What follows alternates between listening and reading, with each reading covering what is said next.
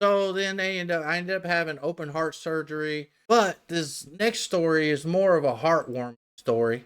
I figured that'd be good after a little downer like that. Let's read this one. This one is from this I think it's CBN. Yeah, CBN. So it is, the Lord spoke, a mother heard God's warning. Doctors were shocked when she was right. I don't know how you could hear my story and my testimony and not believe that there is a God.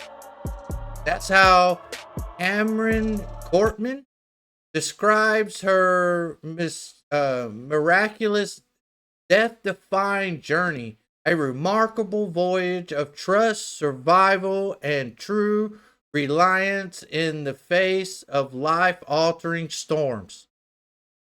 Cortman, 24, said his family's harrowing experience began when he was 1 year old and his parents were preparing to move to Venice Beach, Virginia. But on the day of their move, something happened that would change the course of their lives.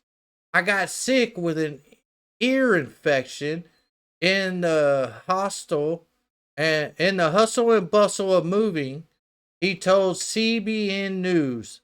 My mom took me to the doctor. She thought it was just a routine ear infection. I had been getting them a lot lately. I know. I've had 4 kids, 3 daughters and a son, and I have 2 granddaughters and a grandson now. Yeah, kids get a lot of ear infections, runny nose, especially when they're younger. I almost think it's good for them to go through it. I mean, it's something you don't want, and it can. And if you don't watch it, it will become worse. But I do think it's good for them to get because it builds their immune system. All these vaccines, and all that. I do think they have a purpose, but I do think kind of overdo it, especially here in the States. But that's something for a video some other time. Anyways, I'm rabbit trail. I'm getting off on a tangent. All right. By the way, just a little something about me personally. I grew up with a mom who was an anti-vaxxer, so I haven't had any vaccines. I haven't even had the flu shot and never had the flu. And something I've noticed in my life is that I almost never get sick. Almost never. And when I do, I normally get over it really quickly and it's not that bad. If I mean, if any of you out there have any stories similar, let me know. I'd like to hear it. Maybe I hope I'm not the only one. But anyways, let's get back to this. But Cortman's mom felt deep in her gut that something else was going on. In fact, after the doctor prescribed antibiotics, she paused to share something she experienced on the way to his office. She said, actually, on the way over here, the Lord spoke to me and told me that something is seriously wrong and that we need to go to the hospital, which is just a wild thing to say to a doctor, Cartman recounted. But thankfully, the doctor was a Christian and he said, who am I to really argue with the Lord? So we can send you to the hospital. So we can send you to the hospital. On that same note, I do want to, since I'm sharing today, a while back, I say about 4 years ago, I I had a heart attack. It wasn't a massive heart attack, it wasn't a major heart attack, but I was at work, started having trouble breathing, the whole arm started hurting, stuff like that. But they called the ambulance. They came, they took me to the hospital, and all the tests were showing, oh yeah, his heart's under stress.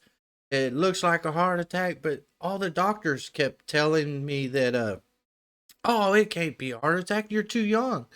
Uh Matter of fact, just how old I am, Wednesday's my birthday. I'll be turning 45. And I know I've already mentioned it a few times, but if you want to give me a birthday present, become a member. Help support me in my little endeavor here. I'd really appreciate it. And it'd be a great birthday. But let's go on. So, uh, my past is that, my mother passed away when I was 13 of a massive heart attack. And she was only 33. So if I'm 45 and this was 4 years ago, it was right before I turned 41. So here I am. I'm feeling this way. They're saying, "Hey, all the tests are looking like it is a heart attack, but you're too young." I kept telling them, "Well, you guys are saying that, but I remember y'all telling my mom the same thing because she'd gone into the hospital and they were like, 'Well, it looks like all the tests say you're having a heart attack, but you're too young. You can't be having a heart attack.'" They told her it must have been gas, and they sent her home. And the medicine they gave her actually made the situation worse. So she goes home, she takes this medicine, and it just makes the heart attacks, or they can't stop it. By the time she got back to the hospital, they couldn't stop her heart from they couldn't stop it. And she ended up passing away, all because they didn't believe that she could really be having a heart attack because she was too young. And now, after they looked, and I had one doctor out of these group of like 4 or 5 doctors that were looking at me, actually stopped and listened and went and pulled my mom's old doctor records, looked at them, and there was something. I remember him telling me, I'm not a doctor. I don't remember what it was. But he said, "Hey, I saw this in her old doctor." And I said, "Hey, it's the same over here." So then that made him give me something that was called a angiogram or something, where they go in with cameras and look around. So they did that, and come to find out, yeah, I had an artery with a 90% blockage, and then I had another one with 70 blockage. And apparently, what's going on is what he thinks is that it's a genetic defect that my mother had and passed on to me, where our heart valves, arteries coming from our heart, are smaller than what normal people's are. So our hearts get clogged up a little bit quicker and easier than the norm. So then I ended up having open heart surgery, where they go in, and I actually because they also, after seeing those two, went looking around, saw that I had two others that were kind of like 40% blocked. So they ended up doing a quadruple bypass on me. Took my heart out and did 4 bypasses. So, anyways, all that because of what he said there. It is amazing how sometimes you'll just have that one doctor, who will listen, and sometimes that's all it takes. And I like the fact that right here she had a one that apparently believed in the Lord, that was a Christian. That made things even better. But let's get back to to his little story here. Let's see here. Where were we? I kind of went off on a rabbit trail there and tangent. Let's. Uh, Despite the doctor feeling relatively unconcerned at the time, he knew Cartman's mother was resolute that she had heard from God, so he complied and called an ambulance. A fortunate choice, considering what happened next. They start to run pretty much every test imaginable, and they come back a few hours later and say, "We're sorry, 95% of your son's blood cells are leukemia. He probably won't make it through the night," Cartman said. The shocking news was upending the family's lives, confirmed everything my mother had felt. As you can imagine, it's just a mix of utter disbelief and shock. and starting to grieve and really just confusion of what to do, Cartman said. And I think you kind of immediately go into a mode of, okay, let's figure out the next step. Cartman began intense chemotherapy, which carried its own risk of such for such a young child, and the family began pressing into the community around them, with Cartman expressing how blessed they were to have loving people around to help care for both him and his brother. Learning, leaning into God and prayer through were the main recipe for taking the chaos, for tackling the chaos. Sorry. They just really sought to understand from the Lord how they could be faithful through the journey, Cartman said. These tools were essential as Cartman faced 4 years of hospital stays. Uh, here and other interventions. Along the way, the uncertainty required a profound reliance on the Almighty. It was one of those situations where, okay, I lived a week, then they'd like, let's see how long you can live. And ouch. That doctor, wow. Okay, all right. Basically, which is crazy to say, Cartman said.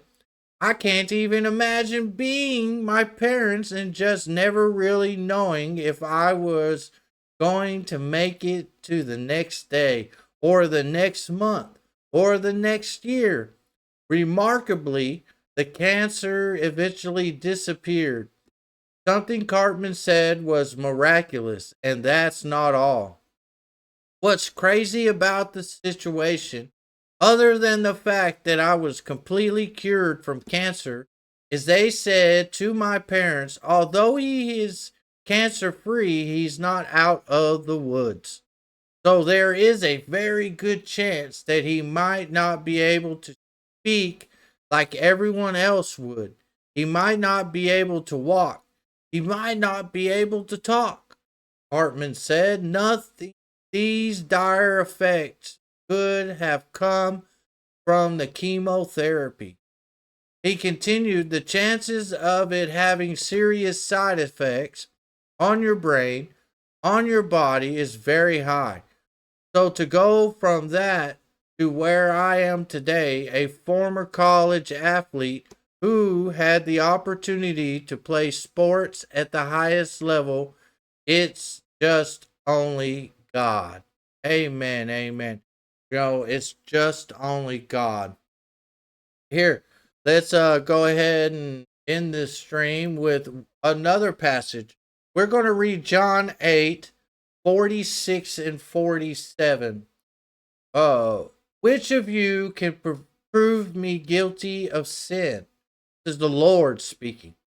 If I speak the truth, why do you not believe me? Whoever belongs to God hears the words of God. The reason you do not hear is that you do not belong to God. Now, if you belong to God, you should, be in prayer. Be listening for the Lord. Because if you really belong to Him, you'll hear from Him. It may not be a tangible voice. It may just be like a feeling, a moving, like feel very compelled to do a certain thing, or it may be doors shutting, doors opening for you. But all this centers around belief in the Lord, prayer, and a lifestyle. But end it there. And I want to thank everyone for watching. Like I said, these first few, I'm just going to keep them short. Next week's, I already have something. I'm going to do a response to another video next week. So if you want to tune back in next week for that, that'd be great. But I'm going to keep them short. And then the week after that, I will probably try to work out maybe after this stream going in behind, I guess I've heard some people call it the paywall, but a members only live stream, or I may pick another date. Stay tuned for updates about that. Also, now that I'm kind of getting the feel of these live streams and new recording software and the new editing software, and I kind of getting in the feel of that. Also, I also have, when I built my new computer so I could do these live streams, I also got my hands on a animation software. So I do plan on learning that. I got to learn it. I don't know anything about doing animation. But when I started all this, I take that back. When I was younger in my 20s, I did kind of take a editing school. I went to American Broadcasting was the name of it. I believe they're still open. I didn't finish for many reasons. Maybe if someone leaves a comment asking, I'll share that story. But I didn't finish, so I do kind of have a background in editing. But back then, oh man, I'm going to show my age. But back then, there was only one digital editing software, and I remember that was called Cool Edit Pro, and it was like new and just out, and people were still trying to figure it out. But mostly what I was learning was editing with film, and you had to cut it at a certain angle and tape it back together. And anyways, it was, man, that's old school. When I was going to the school, I actually got on as one of their, because they had a radio station, and I was a DJ on the radio station while I was going there too. I had the midnight to 4 a.m. spot. So, anyways, played a lot of classic rock. Just so maybe you guys can get a little feel of who I am. Just some no-faced guy coming on here talking to you.